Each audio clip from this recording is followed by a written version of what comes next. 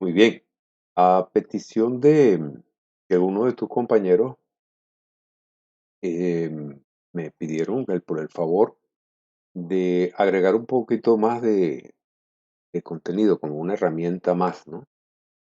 Para, para favorecer tus estudios y comprensión, sobre todo en esta materia de física. Bueno, se les envió a ustedes una guía de física, corresponde al primer momento, el quinto año, que trata acerca del tema de electrostática y de la ley de Coulomb.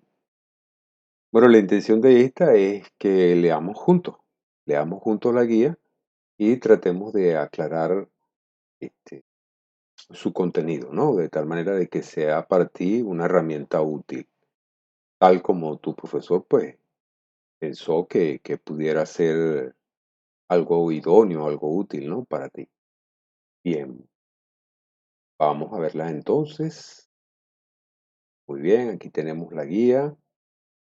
Tu guía, pues la publica el profesor José Gómez, la guía de estudio para la segunda actividad y trata acerca de la aplicación de la ley de Coulomb. Bien, vamos a comenzar a tener una lectura detenida, una lectura comprensiva, que es lo más importante en este caso. Muy bien, entonces leemos. Analizando todos los aspectos cualitativos entre las fuerzas de atracción y repulsión, nos dedicaremos a precisar los conceptos cuantitativos y sus elementos, magnitud, dirección y sentido. Paramos aquí un momentico y vamos a tratar de aclarar un poco esta idea.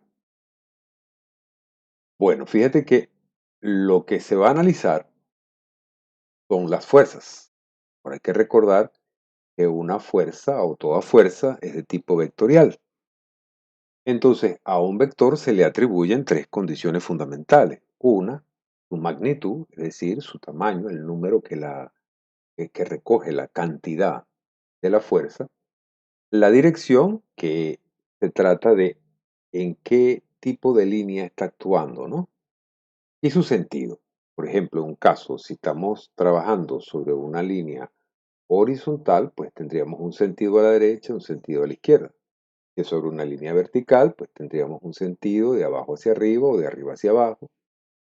Bueno, esas son las ideas. Y si en el caso pues, de una línea diagonal, pues entonces no nos quedaría más que comenzar a estudiar el ángulo de inclinación que la fuerza tiene sobre el objeto en el cual está actuando. Que las fuerzas sean de atracción y repulsión es claro, porque estamos estudiando fuerzas electrostáticas, ¿no? Y las fuerzas electrostáticas conllevan el manejo de cargas eléctricas. Y hay que recordar que cuando hay cargas eléctricas del mismo signo, ellas se van a repeler y cuando son de signo contrario, ellas se van a atraer. Bien, continuamos. Pero de tal forma que se consideran los cuerpos electrizados, ya lo habíamos mencionado, eran cargas eléctricas, con dimensiones tan pequeñas que serán despreciables en comparación con la distancia que las separa. Es decir, vamos a tratar a las cargas eléctricas como si fueran puntos, espacio, cosas muy pequeñas. Con un poquito de historia, pues esto es lo que nos narra aquí, ¿no? El físico Charles Agustín Coulomb en 1784, valiéndose de una balanza de torsión semejante a la que usó Henry Cavendish, hizo un estudio cuantitativo de las relaciones existentes entre atracciones y repulsiones eléctricas. Ya lo habíamos hablado. De esta forma, la ley queda enunciada de la siguiente manera. Bien, vamos a ver qué es lo que dice. Dos cargas eléctricas puntuales se atraen o se repelen con una fuerza directamente proporcional al producto de las cargas e inversamente proporcional al cuadrado de la distancia que las separa.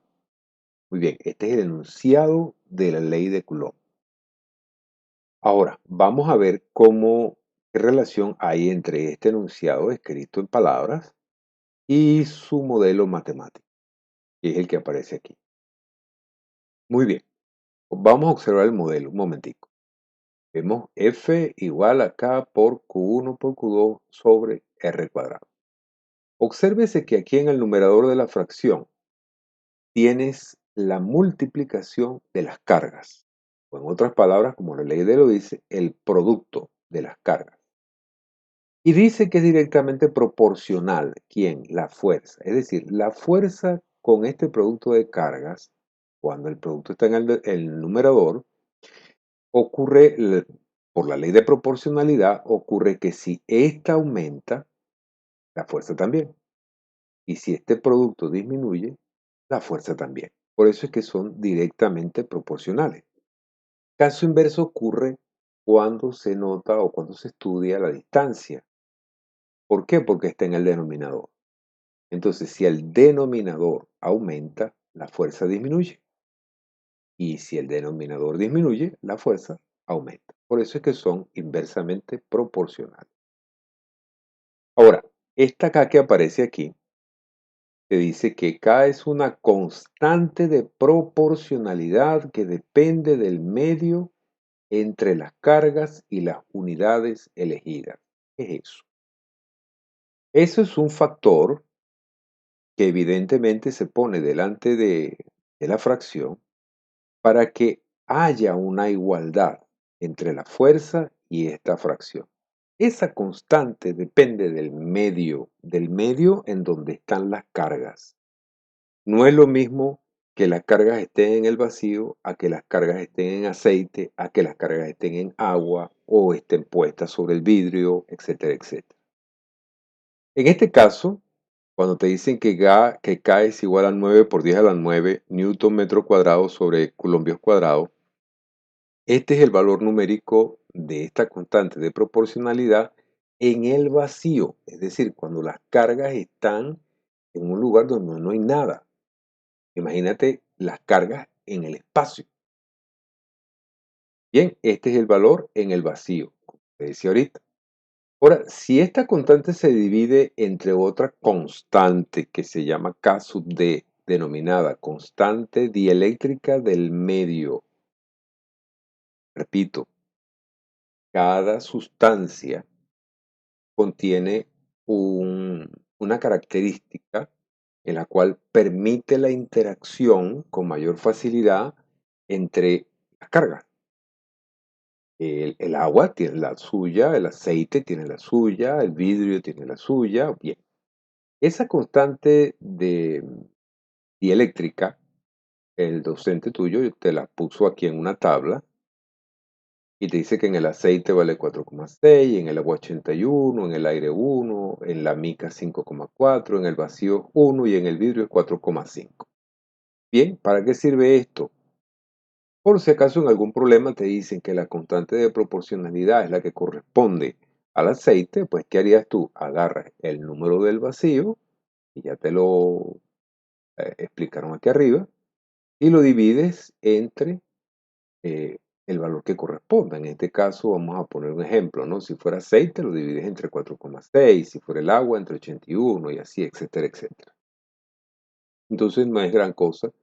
Generalmente la gran mayoría de problemas que a veces proponen siempre dicen que la constante es la del vacío.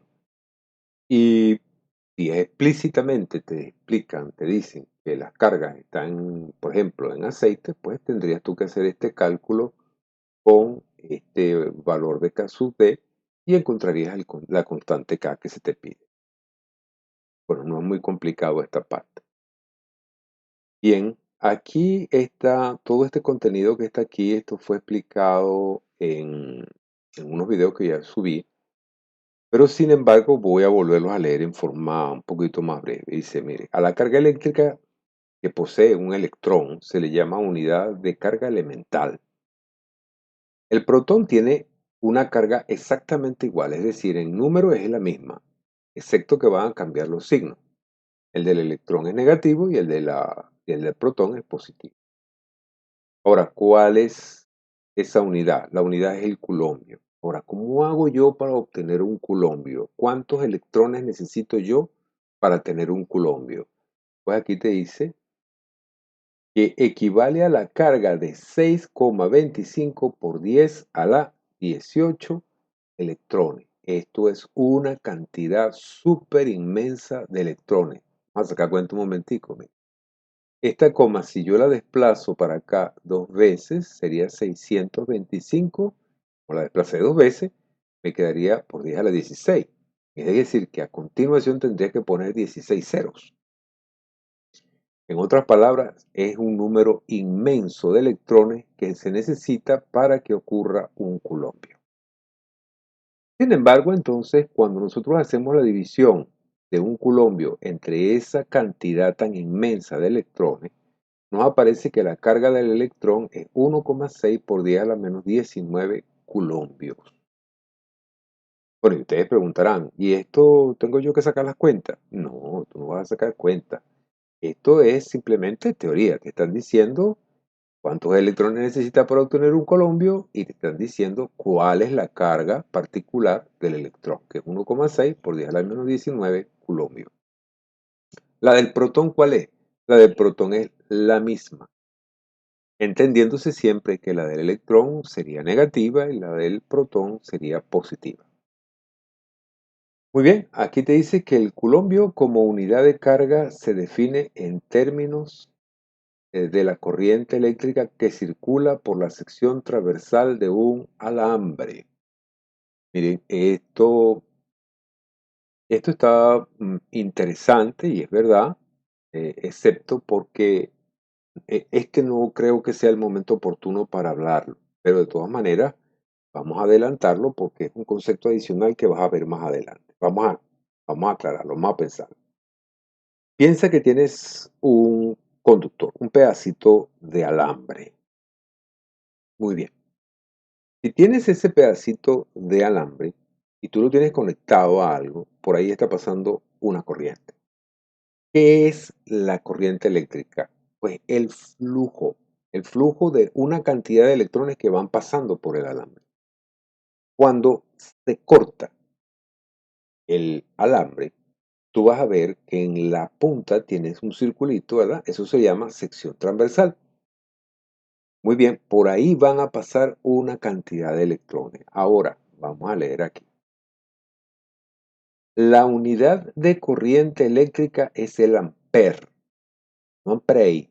O sea, aquí hay un errorcito. Aquí debería haber un espacio y la I separada, ¿no? Ampere.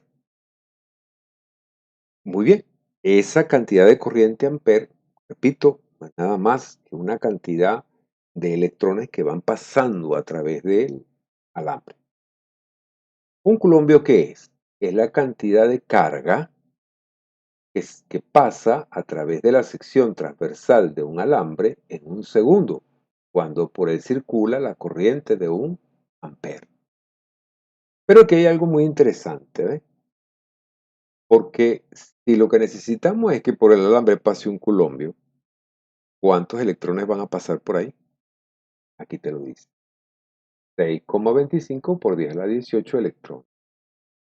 Bien, y eso es lo que sería un ampere cuando esta cantidad de electrones pasa en un segundo. Esto es teoría pura. Seguimos. En electrostática se acostumbra a trabajar con cargas mucho menores que las del culombio, obviamente, ¿no? Porque tenemos una cantidad muy grande de electrones. Debido a esto, se propone pues, estudiar submúltiplos de esa unidad culombio. Y los submúltiplos son estos. Esto también se vio en unos videos anteriores, creo que fue en el segundo video.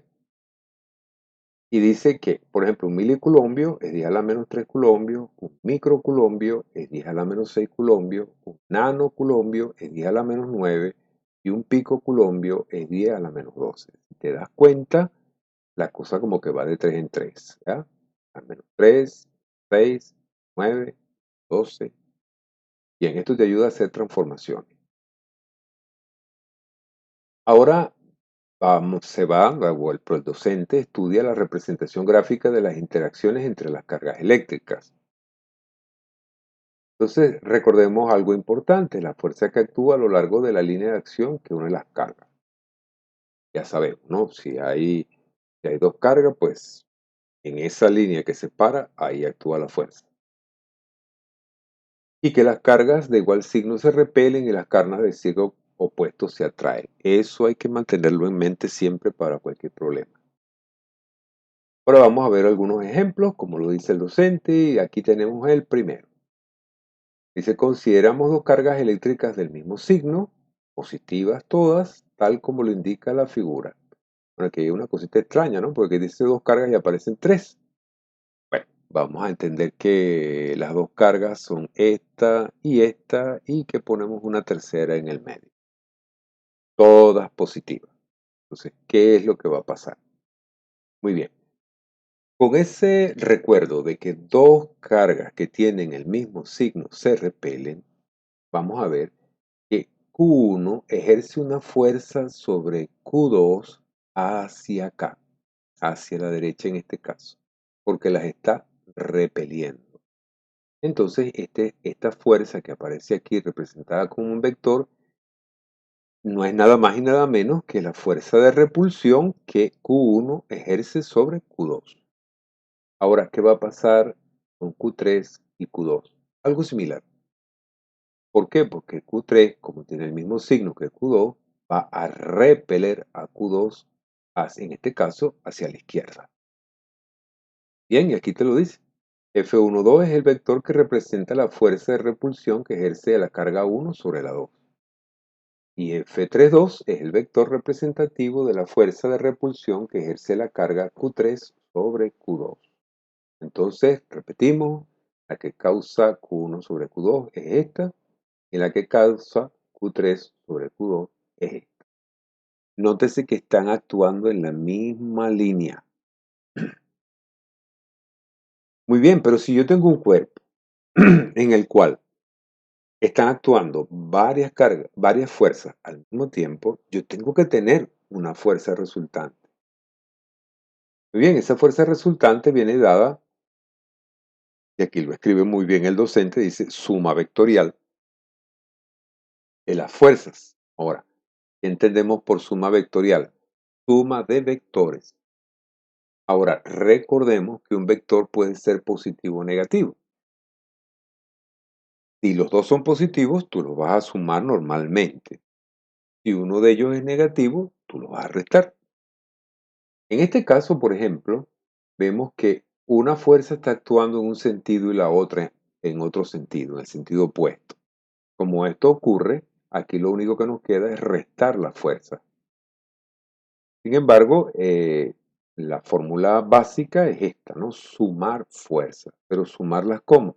En forma vectorial, atendiendo el signo que puedan tener cada una de las fuerzas. En módulo, la magnitud de la resultante será la diferencia de las magnitudes F1 y F12 y F32, obvio, porque están actuando en sentidos opuestos. Y aquí te lo dice, porque tienen la misma dirección y sentidos opuestos.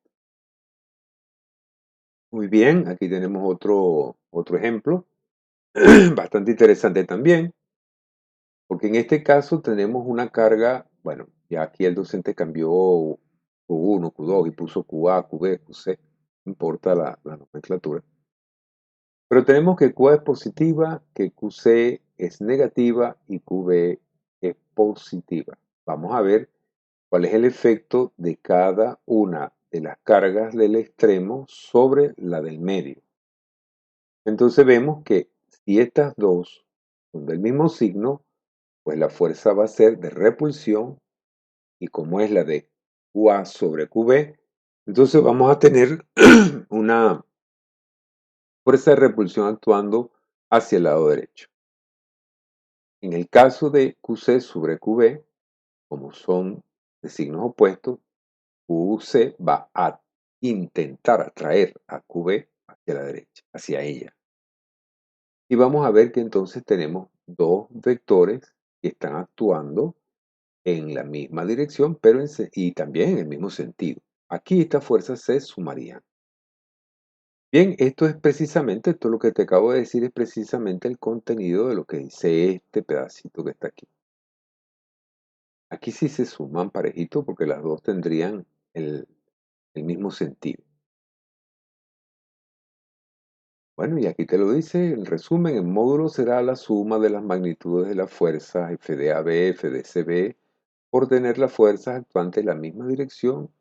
Y aquí hay un detallito, y está equivocado, este es y el mismo sentido, sentidos opuestos. Ya se ve clarito, ¿no? Que tiene el mismo sentido y por tanto se suman, se restan. Bien. Ahora, ¿cómo haríamos para encontrar, ¿no?, cada una de estas fuerzas por separado? Vamos a echar un poquito para atrás. Cada una de estas fuerzas se encuentra así, usando esta fórmula específicamente, denotando muy bien quiénes son las cargas que están actuando. Bien, continuamos entonces. Aquí está, este ejemplo está bien interesante. Dice, consideremos tres cargas eléctricas QA, QB y QC como se muestran en esta figura. Mira que ya no están todas dispuestas sobre una misma línea recta horizontal. Ahora las tenemos que parecen las puntas de un triángulo, ¿no? Muy bien, aquí QA es positiva, como lo dice, aquí QB es negativa, aquí QC es positiva. Bien, ¿cómo hacemos? Vamos a separar el estudio en dos pedazos. Vamos primero con este. Observa que como esta es positiva y esta es negativa, la fuerza que QA va a realizar sobre QB es una fuerza de atracción. Por lo tanto, va a intentar acercarla a QA. Ahora vamos con este caso. ¿Qué está haciendo QC y QB? Son igualmente de signos opuestos y QC va a intentar alar a QB hacia QC. ¿Por qué? Porque son de signos opuestos. La va a intentar atraer. Bien, si estas son las distancias que las separan, entonces yo fácilmente, repito otra vez, puedo usar esta fórmula, una en cada parte, ¿no?, en cada segmento. Bien, y obtener entonces la fuerza. Ojo, una fuerza actuará hacia arriba y esta fuerza actuará hacia la derecha. ¿Sobre quién? Sobre QB. Muy bien, y aquí está el diagrama. Como le decía, la primera fuerza actuando hacia arriba, la segunda fuerza actuando hacia abajo. Si se dan cuenta, esto ¿qué ocurre? Vamos, imagínense ustedes que esta que está aquí la llevo paralelamente y la pongo aquí, misma tamaño, misma distancia, y uno estos dos puntos. El punto donde empieza, el punto donde termina. Muy bien, entonces, ¿qué figura es esta? Esta figura es un triángulo rectángulo. Y si yo quiero buscar esto que se comporta como una hipotenusa, pues no me queda más nada que usar el famoso teorema de Pitágoras. Y aquí lo anunció el profesor muy completo, ¿no? Entonces, si yo necesito FR, no al cuadrado, ¿qué es lo que tengo que hacer? Sacar raíz en ambos lados y me quedaría que FR es igual a la raíz cuadrada de f de AB cuadrado más f de CB al cuadrado. Entonces, cuando ocurran fenómenos como este modelo, inmediatamente uno tiene que pensar en hacer una representación como esta y aplicar el teorema de Pitágoras para encontrar la fuerza resultante. Bien, entonces esto ya lo había mencionado, ¿no?, que cada una de estas fuerzas que aparece aquí se van a encontrar de esta manera, usando la fórmula que ya conocíamos. Pues bien, mira, hasta aquí te dejo este primer video. Los videos que vienen a continuación son precisamente las explicaciones de los ejercicios resueltos, que son, creo que 4. Bueno, gracias por tu atención y espero entonces la publicación de los próximos videos.